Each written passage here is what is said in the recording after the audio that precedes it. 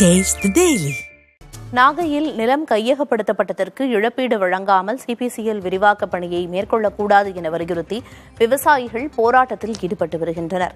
இது தொடர்பான கூடுதல் விவரங்களை செய்தியாளர் விஷ்ணு வழங்க கேட்கலாம். விஷ்ணு, போராடி வரும் விவசாயிகளோட நிலங்கள் கையகப்படுத்தப்பட்ட நிலங்கள் எதுக்குமே இழப்பீடு வழங்கப்படலையா? அவங்க முன்வைக்கிற பிரதான குற்றச்சாட்டுகள், கோரிக்கைகள் என்னென்னவா இருக்கு?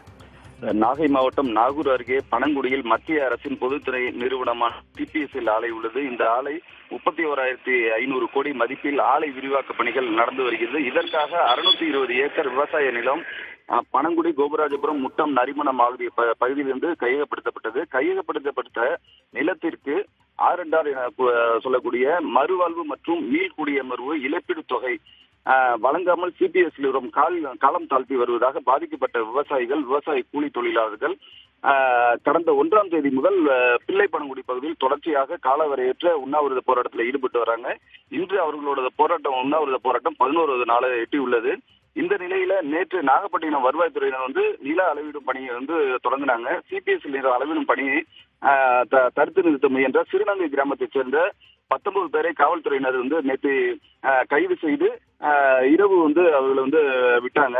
இதே போல இன்று சிபிஎஸ்எல் R&R இழப்பீடு வழங்காமல் நில அளவீடு செய்வதை கண்டித்தும் தடுப்பு வேலி மற்றும் காம்பவுண்ட் சுவர் அமைப்பதற்கு எதிர்ப்பு தெரிவித்து பணியை தடுத்து நிறுத்தி ஜேசிபி இயந்திரத்தின் முன்பு அமர்ந்து நரிமணம், கோபுராஜம் கிராம மக்கள் மற்றும் விவசாய கூலி தொழிலாளர்கள் போராட்டத்தில் ஈடுபட்டாங்க. அப்போது அங்கு போலீசார் பேச்சுவார்த்தை நடத்திய போதும் அதுல உடன்பாடு எட்டப்படாததால அவர்களை போலீசார் தற்போது கைது செய்து வேனில அழைத்து செய்யறாங்க. இதே போல கடந்த 11 நாட்களாக உண்ணாவிரத போராட்ட பந்தல்ல தொடர்ந்து அறவழி போராட்டமாகவும் உண்ணாவிரத போராட்டத்தை தொடர்ந்து வராங்க. பிரியதர்ஷினி, சிபிசிஎல் நிறுவனத்துக்கு எதிராக கிராம மக்களும் விவசாயிகளும் தொடர்ந்து 11வது நாளாக போராட்டத்தை நடத்திட்டு வர்றாங்க. போராட்டம் குறித்த முழு விவரங்களை வழங்கியதற்கு நன்றி விஷ்ணு.